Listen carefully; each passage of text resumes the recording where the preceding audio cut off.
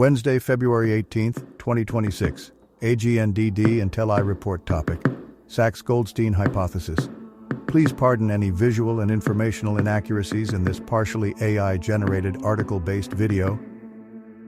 Explore Louis Binford's processual archaeology insights on mortuary practices reflecting social complexity, and Arthur Saxe's hypothesis linking cemeteries to ancestral resource claims. Louis Binford was a prominent figure in the new archaeology, processual archaeology, during the 1970s and 1980s. In his 1962 article, he urged archaeologists to draw analogies from anthropologists' observations of living societies to understand past ones, famously stating, "Archaeology is anthropology, or it is nothing," adapting William Phillips. In his 1971 paper, Mortuary Practices, Their Study and Their Potential, Binford challenged the prevailing culture-historical model, which attributed funerary customs to ancestry or cultural diffusion. Instead, he posited that mortuary practices mirror a society's social organization, reflecting individual status and overall complexity. Binford hypothesized that simpler societies exhibit fewer dimensions of differentiation in burials, while complex ones show more, often abstractly. Analyzing 40 societies, he confirmed this. Complex groups displayed greater ritual variation. He also found that age-based differentiation inversely correlates with hereditary inequality levels. Arthur Saxe's Hypothesis 8, from his 1970 University of Michigan dissertation, posits a correlation between societies using formal cemeteries and corporate groups that legitimize claims to restricted resources through lineal descent from ancestors. Influenced by Mervyn Meggett's observations of the Mayenga, Ward Goodenough's role theory, and possibly Fustel de Coulanges' work on funerary practices and property rights, the hypothesis states, societies with such ancestral legitimization maintain exclusive disposal areas for their dead and vice versa. Saxe supported it with cases from the Kapaku, Asante, and Bontoc peoples, but called for broader testing. As middle-range theory and processual archaeology, a 1960s movement modeling archaeology on scientific methods, it infers social structures from mortuary practices.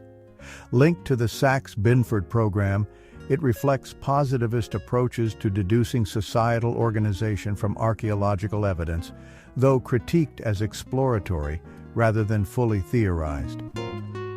Saxe's eighth hypothesis, influential in 1970s processual archaeology, linked formal cemeteries to societies with lineal descent groups claiming ancestral rights to restricted resources. Joseph Tainter applied it to a Hawaiian cemetery, inferring unified community identity. Lynn Goldstein, in her doctoral thesis, reanalyzed Saxe's data across 30 societies, agreeing that such disposal areas often correlate with lineal structures, but arguing they are not essential for expressing them. Goldstein reframed it into three sub-hypotheses, creating the Saxe-Goldstein hypothesis. 1. Corporate groups legitimize ancestral claims through rituals, including maintaining bounded disposal areas. 2. Such areas indicate corporate control via lineal descent or inheritance traditions. 3. More structured areas strengthen this interpretation, reducing alternative explanations. Applied to Mississippian societies, Goldstein concluded that formal exclusive disposal areas likely signal lineal corporate structures, with greater formality enhancing conclusiveness. The Saxe-Goldstein hypothesis posits that formal cemeteries legitimize claims to scarce resources through ancestral ties. Supported by Saxe and Gall's 1977 study of Malaysian farmers shifting to villages and cemeteries, it gained traction. Chapman, 1981, applied it to European megalithic tombs. Bloch, 1982, linked Marina ancestors to land in Madagascar. Glazier, 1984, observed Mbira cemeteries reinforcing hereditary land control in Kenya. Brown, 1981, tied it to socio-political evolution theories. Further applications include Pardo, 1988, on Australian Aboriginal sites, Charles and Buikstra, 1983, on Mississippian burials correlating with sedentary subsistence, Chattopadhyaya, 1996, On Mesolithic Ganges Societies, Makanani, 1995, on Mesoamerican First Occupancy, and Antonaccio, 1995, on Greek ancestor worship. Post-processual integrations emphasize agency. Morris, 1991, contrasted Athenian and Roman cemeteries for citizenship claims. Velasco, 2014, examined Peruvian rituals and object agency. Cherstick, 2024, analyzed Cyrene tombs, advocating tempered intent-focused approaches. The hypothesis spans diverse cultures and eras. Criticisms of the Saxe-Goldstein hypothesis. In the 1980s, post-processual archaeologists like Ian Hodder criticized the Saxe-Goldstein hypothesis for overlooking past people's beliefs and intentions, viewing it as overly functionalist. Hodder used Sudanese Mexican burials to highlight disjunctions between burial patterns and social realities. Students Shanks and Tilley argued mortuary practices could invert or misrepresent social order, not just reflect it. Mike Parker Pearson dismissed reducing tombs to subsistence management, ignoring human aspirations. The hypothesis was faulted for passivity, ignoring cultural context and full funerary rituals. Hodder, Morris. Kerber noted it assumed unchallenged power transfers. By the decade's end, it was largely rejected, criticized as rigid, Whitley, and ethnographically flawed, O'Shea Whitley. Rathje et al. Called it a black hole for poor fit with modern U.S. practices. Whitley saw it as a generalization overemphasizing ancestors and underplaying agency.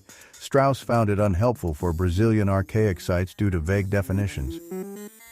In the 1990s, post-processual archaeologists revisited funerary evidence for inferring social hierarchies, but funerary archaeology remained marginal, especially in the U.S., due to cultural shifts and methodological challenges. The Saxe-Goldstein hypothesis saw limited use, particularly among British scholars. Mike Parker Pearson, 1999, critiqued it as partial in explaining cemetery adoption and ancestor relationships. Emma Elder, 2010, deemed it outdated yet potentially useful with caveats, while David Edwards, 2013, applied it to African rites like below-house burials, noting additional meanings. Hypothesis 8, the most renowned, was seen as reductionist but influential in highlighting ancestors' role in legitimizing hierarchies. Parker Pearson, 1999. Joanne Curtin, 2017, hailed Saxe and Binford's work as funerary archaeology's key advance. It became embedded in Neolithic theoretical unconscious.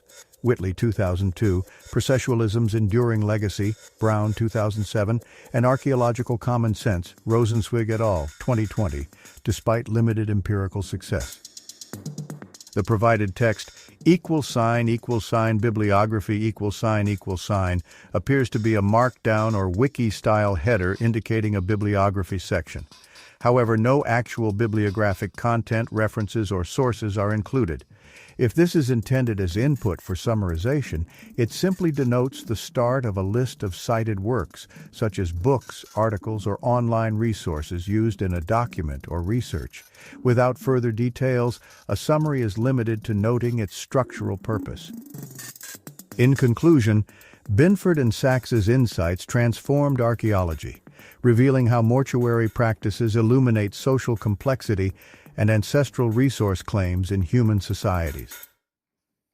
Thank you for watching this AGNDD intelliReport, dear viewers. Please like, subscribe, and click the bell button to get notified during new uploads. And make sure to tune in next time. Stay safe and healthy. Cheers.